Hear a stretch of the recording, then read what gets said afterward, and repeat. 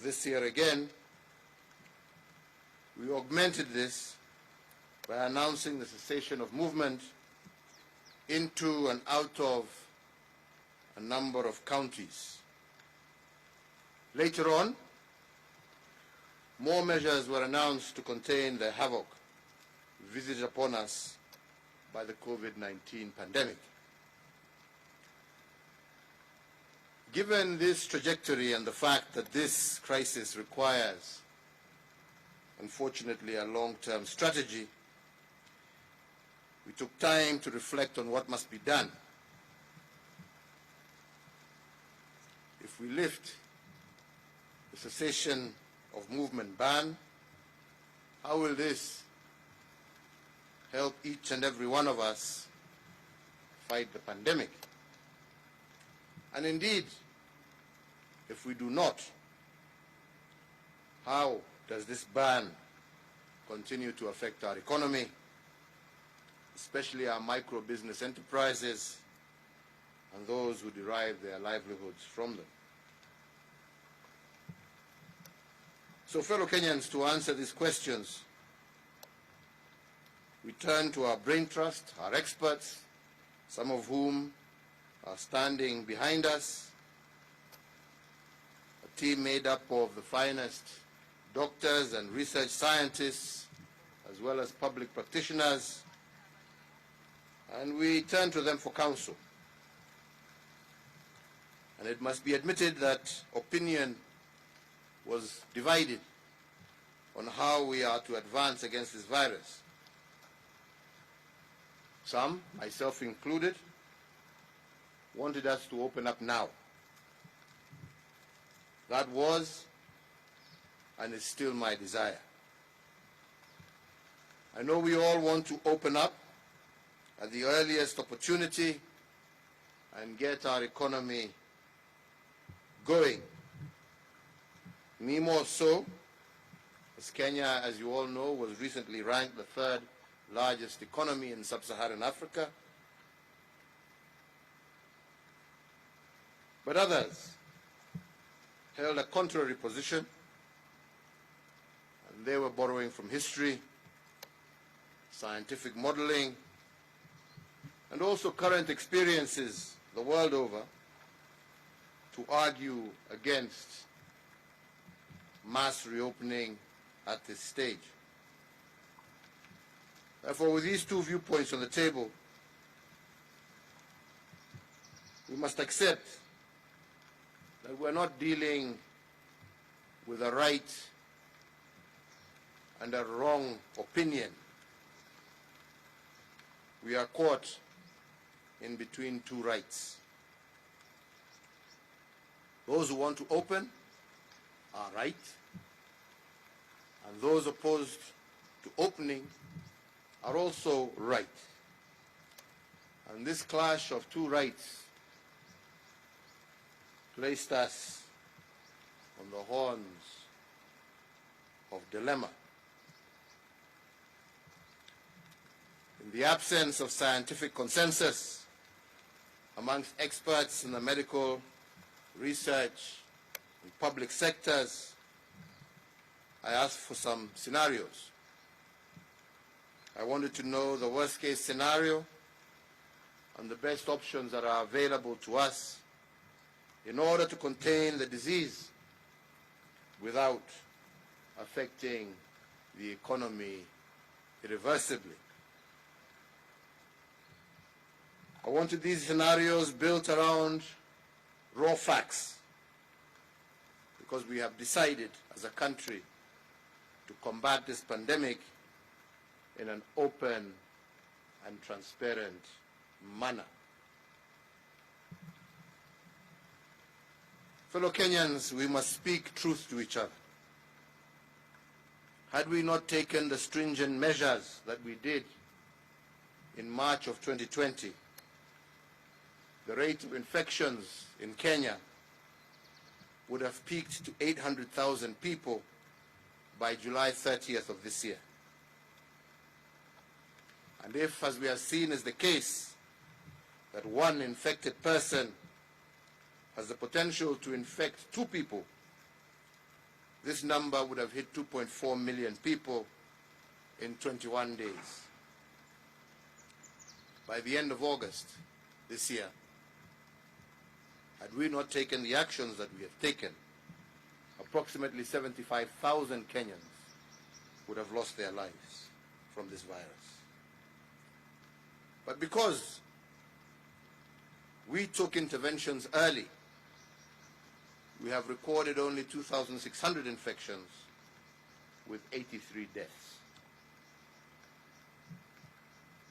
So therefore, fellow Kenyans, if this is the worst case scenario, we wanted to know what the other scenarios look like.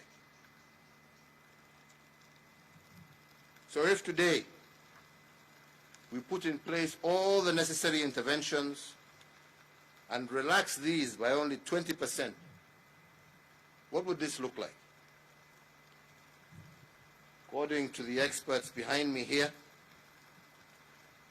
relaxing interventions by 20% would lead to 200,000 infections and 30,000 deaths by December of 2020. Further, if we relax the interventions by 40%, the infections will peak in November with 300,000 infections and 40,000 deaths. If we were to go even further and relax them by 60%, the pandemic will peak in October with 450,000 infections and 45,000 deaths. Although these projections are generated by a model, our experts have shown us hard evidence suggesting that countries which opened up without proper protocols also experienced serious waves or secondary waves of infections. Spike of infections were, for instance, experienced when religious gatherings were allowed in South Korea, Pakistan, and Malaysia. So if this is our new reality, and we face the dilemma of easing restrictions or continuing with them, the question then is, what must we do as a country? What is our irreducible minimum for reopening the country? What is the threshold below which we cannot go? Once again, according to the professionals with us here, the irreducible minimum for lifting restrictions has three thresholds. One, to open up, the infections must be contained and the number of infections and deaths must be headed downwards. This is currently not the case in our country. Two, our healthcare system must be prepared sufficiently to take on a surge in infections. It must not be overwhelmed at any one point during this pandemic. Access to testing, isolation, and quarantine must be a bare minimum in our health facilities. This is not currently the case. Three, the capacity for surveillance and contact tracing must also be fully in place across the country. So the question then we must all ponder together, fellow Kenyans, is whether we have met this threshold or these three thresholds in order to lift the restrictions. Have the cases, as I have said, of infections taken a downward turn, for instance? The answer is definitely no. We are seeing an increase Have we met the second minimum of prepared health systems with isolation? Again, as I said, the answer is no. And I just give two examples.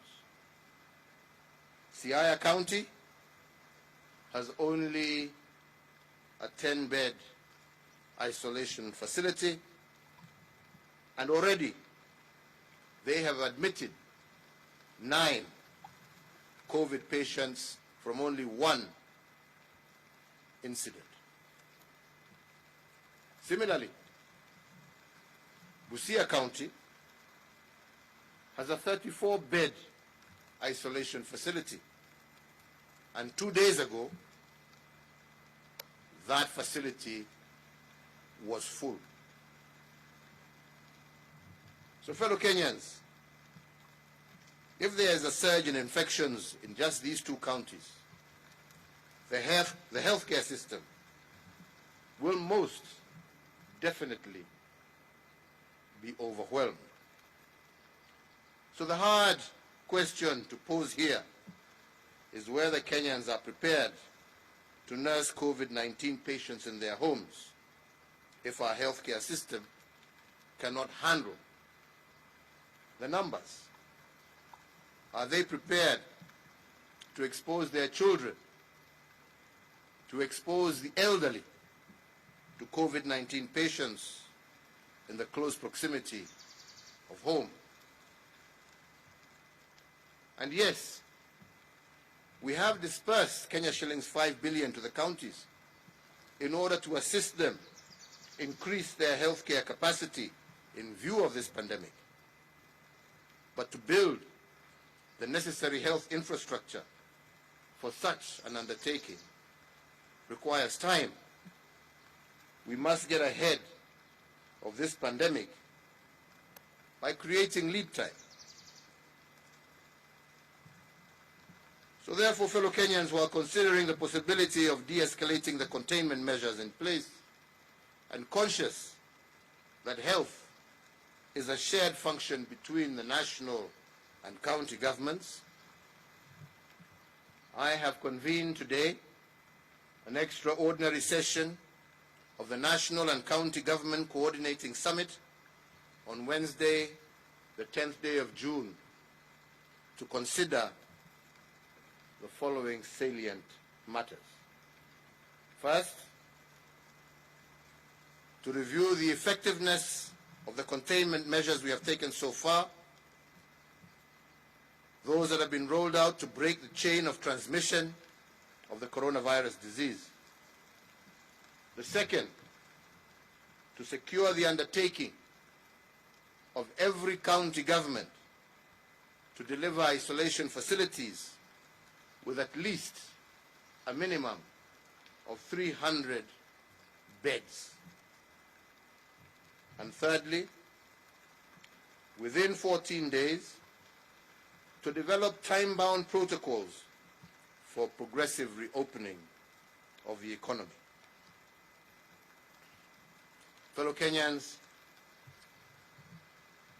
with my colleagues and having applied our minds to the different scenarios presented by our experts, I have reconciled myself to the fact that to open or not to open is not a dilemma between a right and a wrong.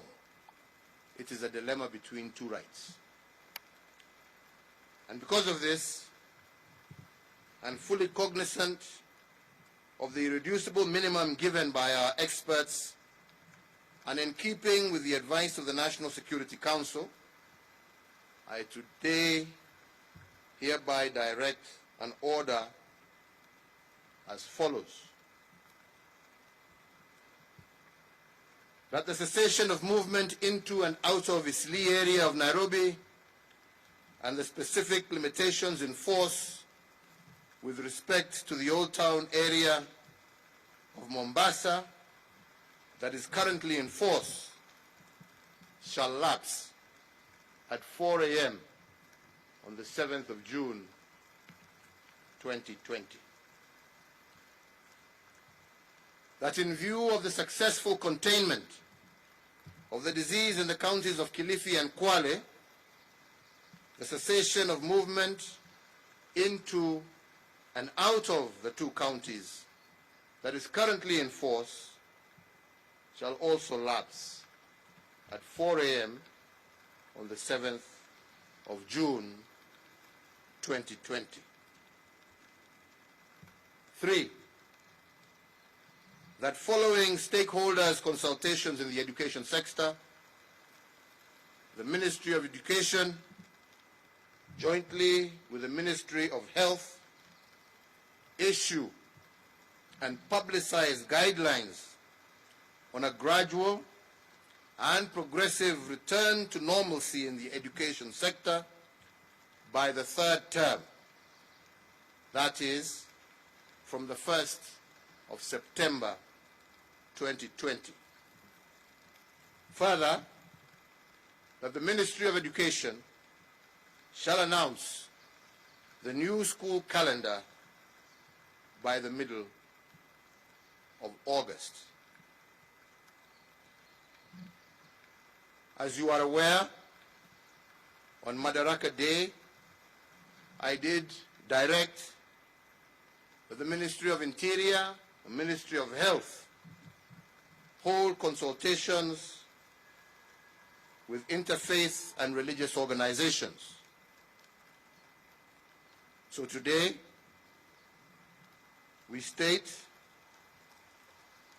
that following these consultations, within 7 days of today, the Ministries of Interior and Health will constitute an interfaith council to work out modalities and protocols of reopening of our places of worship. 5, that in the meantime, the ban on all forms of gatherings, including but not limited to political gatherings, social gatherings, including bars, be and is hereby extended for a further 30 days. That due to the evolving nature of the disease globally, international travel restrictions are hereby extended. In the meantime, the Ministry of Transport is directed within 7 days from the date hereof to engage all key stakeholders and develop protocols and guide resumption of local air travel. That due to the increase in patterns of infections, the cessation of movement into and out of the Nairobi metropolitan area, Mombasa, and Mandera be further extended by 30 days. That the nationwide dusk to dawn curfew, currently in force until today, the 6th of June 2020, is extended for a further 30 days. However, the commencement time for the same shall be varied from 7 p.m. to 9 p.m., with the end time for the same being varied from 5 a.m. to 4 a.m.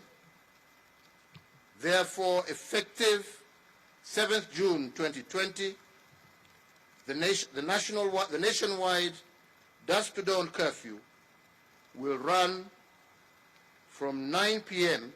in the evening to 4 o'clock or 4 a.m. in the morning. This variation should enable Kenyans to have a full workday schedule. Fellow Kenyans, recognizing the negative impact of the COVID-19 is not limited to healthcare. As I have said before, my administration has made targeted interventions to protect our economy. At the onset of the pandemic, my administration injected $216 billion back into the economy through tax refunds, rebates, and waivers. In our second phase, we have further rolled out $53.7 billion under an 8-point stimulus package to reinvigorate our economy. Each week, the government is distributing approximately 300 million shillings a week to the most vulnerable members of our society, on top of Kazi Mitaani, which is also being extended to cover more counties. Also on Madaraka Day, I did announce that a further Kenya shillings 2 billion would be injected into the hospitality industry to cushion those in that industry from the effects of this pandemic, and modalities of how these resources will be shared are to be released next week, with priority given to ensuring that our workers in this sector are assisted to retain their jobs. Finally, I wish to assure each and every Kenyan that I shall do all that is necessary to limit the negative effects of COVID-19 on our people, our economy, and our way of life. Rest assured that my administration will continue to work to restore our lost livelihoods, our lost opportunities, and our lost wealth. As I have said before, I continue to call upon all Kenyans, particularly landlords and employers, to put people before profits during these testing times. Permit me to close by saying what I have always said, that this disease is beatable if we work together. Listen to and apply the regulations, the guidelines and protocols issued by the Ministry of Health, and let us all keep our eyes on slaying the enemy. Thank you. God bless you, and God bless Kenya. I'll take 2 questions, and then I will leave the experts who have been advising us to continue with the rest of the session. Good afternoon. Afternoon to my you. My name is Gashuri from Yes, Citizen Gashuri, TV. I know you. How are you, sir? I'm well, and you? Very well. Good. I'm sure you've seen the expectations, many of them from Kenyans who are hoping that you will do something to release them. But be it as it may, the main question is the question of sustenance, livelihoods. People are complaining, people are lamenting that they are no longer able to sustain themselves.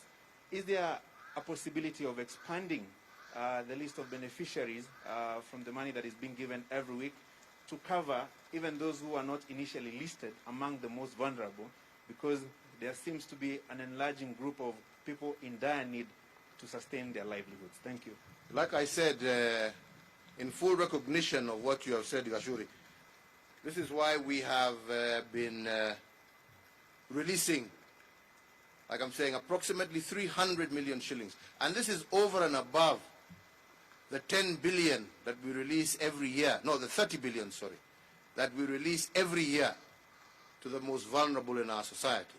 And I do agree with you that there are some sectors, especially the hospitality sectors, the hotels, the small restaurants, the bars, and so on and so forth, that have been closed, and a number of people in those areas have also been affected. That is why on Madaraka Day, we said that we are expanding that program by a further 2 billion shillings in order to be able to capture those people in those sectors, and to also ensure that we are cushioning them during this difficult time as we work towards reopening. But ultimately, we have no choice. We will do what we can to continue to support livelihoods. We recognize that that's where the challenge is. And we will do what we can to support all our citizens, especially those most affected. And we will continue to do that. So I want to assure you that we have that in mind, and we are taking action on it. And as I've said, the Joint Ministerial Committee that was put together to make consultations with those in those most seriously affected industries will, within a week, come out with the guidelines of how those resources shall be released. And like I'm saying, this will go specifically towards ensuring that these establishments are able to keep their workers on payroll while we go through this difficult time.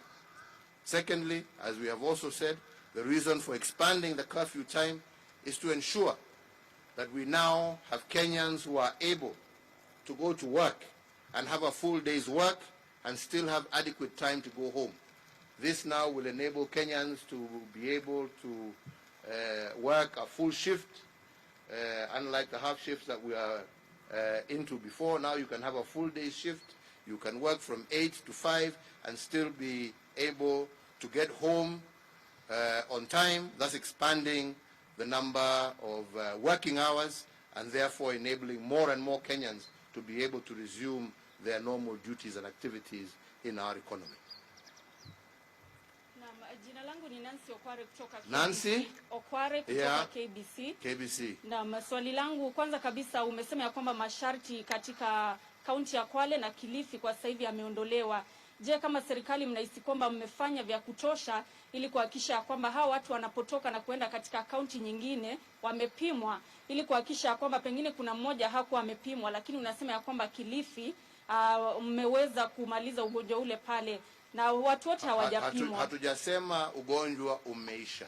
Yaani mmeweza, lakini tumesema ya kwamba katika kaunti za Kilifi na Kwale ugonjwa umeanza kupungua. Na kwa sababu umeanza kupungua, tumesema tunaweza sasa kufungua. Lakini vile nimesema, nimeita mkutano wa baraza la magavana wa taifa letu, gavana wote 47, all 47 governors. Nimeita huo mkutano on Wednesday kwa sababu mambo ya afya na vile tutatembea na vile tutaruhusu watu kutembea county to county, lazima magavana wawe on board.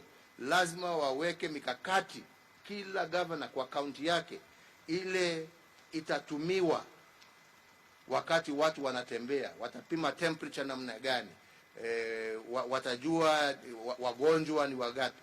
This is why tunataka kufanya hiyo program pamoja na wao, ndio tusaidiane, kwa sababu haja yetu ni kuhakikisha ya kwamba hatutoi ugonjwa kaunti moja kuupeleka kaunti nyingine. Na ndipo unasikia tukisema kama ni hapa kwetu Nairobi, sasa pale tuko hapa ugonjwa unaenda juu. Tukiufungua hapa, na hakuna inchi ambaye imefungua wakati ugonjwa unapanda.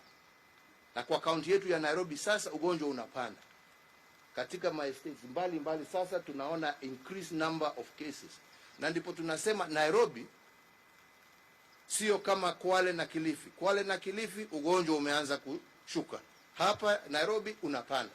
Na ndipo unaona tumefungua kule ambapo ugonjwa umeanza kuteremuka, na tumebakisha cessation kwa pahali ambapo ugonjwa bado unaendelea kwenda juu, kwa sababu hatutaki kueneza huu ugonjwa kwa kaunti zile zingine. Umesikia hapo nikisema hapo awali, tukifungua kabisa vile wengine labda wangependa tufanye. Kulikuwa tu kesi moja ambaye ilitoka hapa Nairobi ikaenda mpaka Siaya. Hiyo kesi moja imesababisha watu wengine 8 wapate ugonjwa. County ya Siaya wako na vitanda ya isolation 10 peke yake. Sasa jameni, tukifungua hivyo wengine wanataka tufanye, ugonjwa uendelee kuzidi Migori na Siaya, na hawana vitanda vya kutosha. Si hiyo ni kulazimisha wale ambao wako na ugonjwa sasa warudi manyumbani kwao. Wakirudi manyumbani kwao Hawa ni wazee wetu, wamama wetu na watoto wetu ambao pia wataambukizwa na hizo virusi. Na ndipo tumesema tunataka huu mkutano wa Wednesday, kwa sababu tayari tumeallocate bilioni 5 kwa kaunti zetu. Tunataka tukubaliane na wao ni mikakati gani wataweka, na tunasema ukitaka kaunti tufungue lazima uwe na a minimum capacity ya vitanda 300 zile ambazo zaweza kutumika ugonjwa ukipanda katika kaunti yako. Kwa sababu tukikataa kuweka hiyo mikakati, umesikia yale nimesema hapo, idadi ya wananchi ambao twaweza kuhatarisha maisha yao tusipoweka hii mikakati ambapo tunasema. Nimesema sana, haja yetu sio kuumiza Wakenya. Mimi mwenyewe nilikuwa nadhania ya kwamba tutafungua hata zaidi ya yale ambaye tumefanya hapa leo, lakini ni mjinga ambaye hasikizi kutoka wataalamu wake. Wataalamu wetu wametuambia kufungua ni makosa. Wataalamu wetu wametuambia kufungua ni kuhatarisha maisha ya Wakenya. Wametuambia ya kwamba kufungua tukifikiria tuwasaidia uchumi, mwishowe ni uchumi tutakuwa tunaharibu. Wacha jameni, tusaidiane vile nimesema, vile Francis amesema hapa, tuone ni kwa njia gani tutaweza kusaidia wale ambao wameumia zaidi. Wale ambao wanaendelea kazi tutawazingatia kwa njia gani? Wale wameumia zaidi tutafute mbinu zote ambazo tuko nazo za kuhakikisha ya kwamba tumewasaidia pahali ambapo walipo, lakini sio kuwapeleka pahali ambapo maisha yao yatakuwa hatarini. Na ndipo unasikia tukisema tumeconsult hata na wazazi, tumeconsult na walimu, tumeconsult na religious groups juu ya mashule, na wote wamekubali ya kwamba haistahili tufungue mashule yetu sasa, kwa sababu tukiyafungua hiyo ni kama kufungulia virusi vianze kusambaa zaidi ya vile ambavyo inaendelea kwa wakati huu. Kwa hivyo, Wakenya wenzangu, tunajua ni muda mgumu. Nimeona meme mingi ambazo mmetumatuma huko, sijui ati Freedom Day, Independence Day. Hii sio mambo ya independence, hii ni mambo ya maisha jameni. Hatufanyi hii kuumiza mtu yeyote. Jamani, tunafanya hii kuhakikisha ya kwamba tumelinda maisha ya wananchi wetu. Jameni, afadhali uwe hai ndio uweze kukula hiyo happy ambayo unatafuta. Lakini ukiishia hiyo happy ulikula siku moja, iwe ndio itakupeleka kwa kaburi, sioni haja. Wenzangu, tutulie, nafasi bado itakuja. Mungu awabariki, Mungu awalinde. Nataka sasa niwaachie katibu wa Wizara ya Afya Susan Muchache aendelee pamoja na hawa wataalamu ambao wako hapa. Dr. Amoth yuko hapa na wenzake. Hawa ndio wako na ujuzi. Sisi tumeshinda siku mzima tukiwauliza maswali na tumechukua yule mwito ambao wako nao. Sasa sijui nyinyi wengine labda pia mko na maswali kama sisi tulikuwa na maswali. Wako hapa waweze wawajibu. Yangu ni kuwauliza wenzangu wa Kenya, let us have patience, let us trust in God, we shall overcome, na tutashinda hii virusi na Kenya yetu itasonga mbele. Mungu awabariki nyote, Mungu awalinde. Asanteni sana.